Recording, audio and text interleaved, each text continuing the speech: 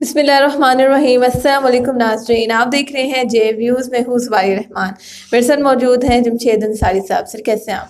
अल्हम्दुलिल्लाह ठीक ठाक। सर कल रात जो है वो एक अहम इंकशाफ हुआ और उसके बारे में मैं आपसे बात करना चाहूँगी। कल शाहिद खाकान अब्बासी साहब नदीम मलिक के प्रोग्राम में मौजूद थे और इंटरव्यू देते हुए जो है नदीम मलिक ने उनसे एक अहम सवाल किया कि मुझे भी मालूम है, आपको भी मालूम है और हमें भी मालूम है कि मौलाना साहब के जो है कोई मुज़ाकरात हुए हैं फ़ौज से, और शाहिद खाकान अब्बासी ने इस बात का इकरार किया है, तस्लीम किया है कि हाँ ये मुज़ाकरात हुए हैं। तो इसके बारे में क्या आपके पास तफसीलात हैं?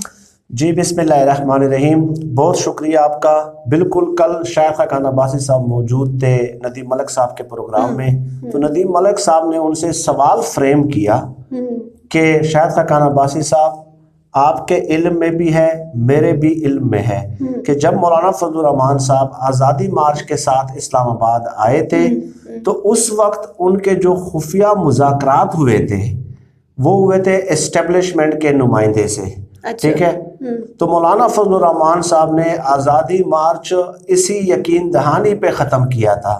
ठीक है, उसके बाद जो है ना शाहिद खाकान अब्बासी साहब कहते हैं कि हाँ जी, तो वो मुज़ाकरात इसलिए तो नहीं हुए थे ना कि मौलाना फजलुर रहमान साहब ने ये मुतालबा किया हो कि मुझे आप इक़्तिदार में बिठा दें। तो नदीम मलिक साहब ने कहा कि भाई जान, मुज़ाकरात इसलिए हुए थे कि इमरान खान साहब को हटा दें। आज भी आप लोगों का मुतालबा यही है कि इमरान खान साहब को हटा दें। इमरान खान साहब को क्यों हटा दें? इसलिए हटा दें कि हमें बिठा दें। ठीक है, तो उस वक्त मौलाना फजलुर रहमान साहब ने ये यकीन दहानी तलब की थी एस्टेब्लिशमेंट से, और ये यकीन दहानी मौलाना फजलुर रहमान साहब के बकौल उन्हें कराई गई थी। तो इसी शर्त पे मौलाना फजलुर रहमान साहब ने आज़ादी मार्च जो है वो लपेट दिया था। अब उसके बाद की सूरत हाल पे आ जाते हैं, तो इस पे शाहिद खाकान अब्बासी साहब ने कहा कि हाँ गलती हुई है, यानी खुद ही तस्लीम कर लिया कि मौलाना फजलुर रहमान साहब के खुफिया मुज़ाकरात हुए थे। अब उसके बाद की सूरत हाल पे आ जाएं। जब आज़ादी मार्च खत्म हुआ तो मौलाना फजलुर रहमान साहब ने खुद इंटरव्यूज दिए और इसके अलावा उनके पार्टी के जितने भी सीनियर रहनुमा हैं वो भी मुख्तलिफ टॉक शोज में ये कहते रहे कि मार्च तक ये हुकूमत नहीं रहेगी। ठीक है, आप आज़ादी मार्च के जो असरात हैं वो मार्च तक खुद अपनी आंखों से देख लेंगे। हमें यकीन दहानी कराई गई है। ठीक है, ये है जमहूरियत की बालादस्ती इन लोगों की कि एस्टेब्लिशमेंट से यकीन दहानियां चाहते हैं। ठीक है, उनसे खुफिया मुज़ाकरात करते हैं, उनकी यकीन दहानी पे ठीक है वो मौलाना फजलुर रहमान साहब आज़ादी मार्च लपेट देते हैं।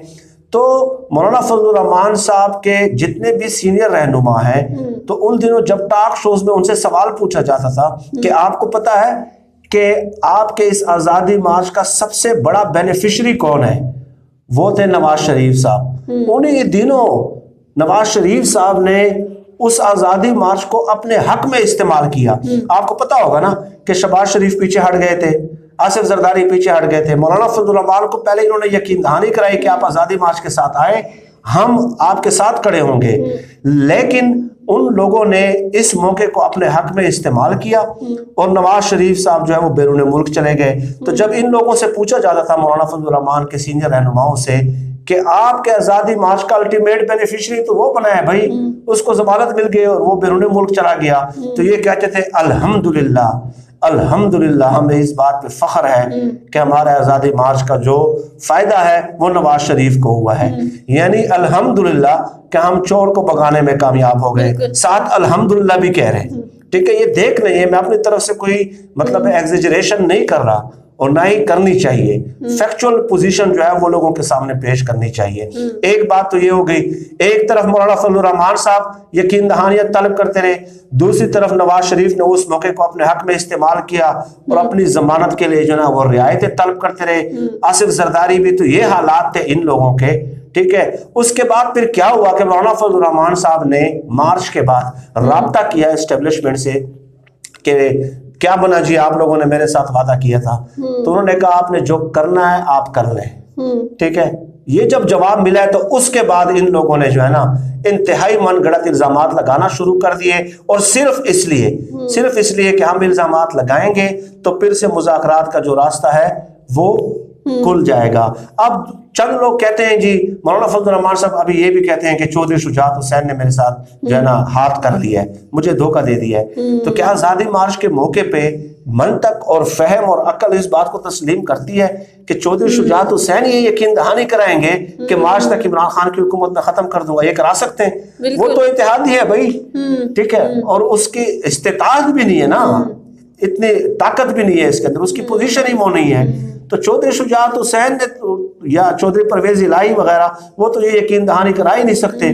کیا عمران خان صاحب یہ یقین دہانی کرا سکتے ہیں کہ مولانا صاحب آپ جائیں آزادی مارچ لپیٹ دیں, مارچ تک میں اپنی حکومت ختم کرا دوں گا؟ تو جو یقین دہانی کرائی گئی جس کا یہ تذکرہ کرتے رہے تو انہوں نے یہ کرائی, ٹھیک ہے, مولانا فضل الرحمان صاحب کے بقول, ٹھیک ہے, کوئی ان کا نمائندہ آیا ہوگا, ٹھیک ہے, تو اپنی طرف سے کہا ہوگا یا جو بھی صورتحال ہے. لیکن بہرحال مولانا فضل الرحمان صاحب کو اور ان جماعتوں کو جو ہے تکلیف یہ ہے کہ اسٹیبلشمنٹ نے عمران خان صاحب کو اقتدار سے کیوں نہیں ہٹایا. سر مولانا صاحب نے تو کچھ دن پہلے بھی اپنے ایک بیان میں کہا تھا, اور وہ عاصمہ شرازی صاحب شاید یہ بیان دے رہے تھے کہ جب وہ اسلام آباد دھرنا پہلے بھی لے کے آئے تو اس طرح سے کاف لیگ نے, چودھری برادران نے ان کے ساتھ دھوکہ کیا, یہ یقین دہانی کرا سکتے ہم آپ کے ساتھ کھڑے ہوں گے, حکومت گرائیں گے, لیکن انہوں نے ہمیں دھوکہ دیا.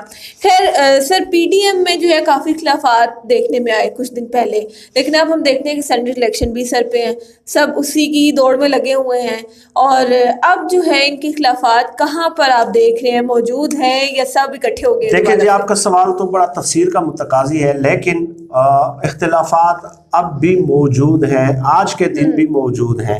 اور پیپلز پارٹی جو ہے وہ اپنے تمام شرائط منوانا چاہ رہی ہیں.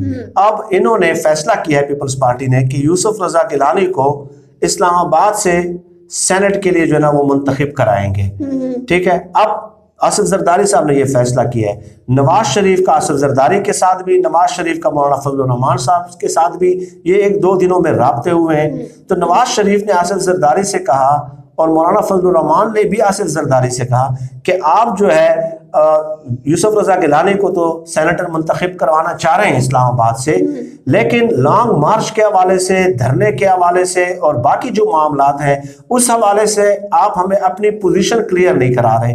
تو آصف زرداری کہتے ہیں کہ میں یہاں پہ یوسف رضا گیلانی کو جب منتخب کرا لوں گا تو دیٹ مینس کہ میں پی ٹی آئی کے لوگ توڑنے میں کامیاب ہو جاؤں گا. اسی صورت میں یوسف رضا گیلانی کامیاب ہو سکتے ہیں, ٹھیک ہے, اسی صورت میں ہی کامیاب ہو سکتے ہیں.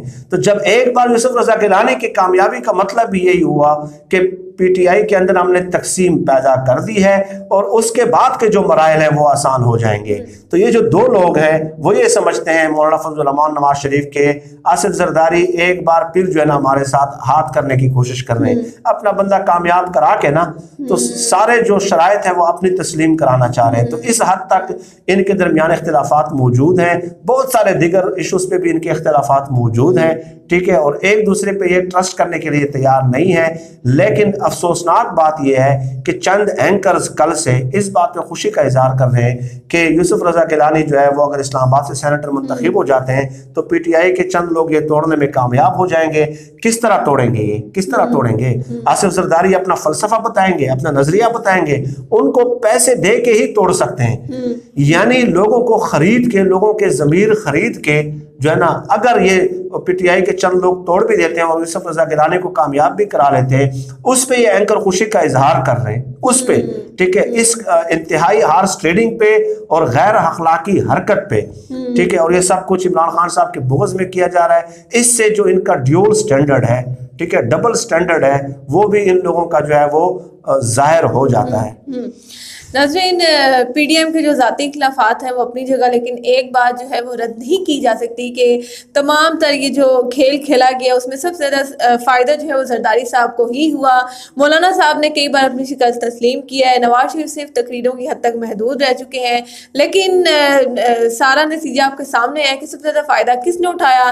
تو آپ کی نظر میں ایسا کیا ہے اس پی ڈی ایم کے یہ جو سارا کھیل کھیلا گیا, سب سے زیادہ فائدہ کس سے ہوا؟ کمنٹس میں ضرور بتائیے گا, اور ویڈیو کو لائک کرنا مت بھولیے گا. شکریہ.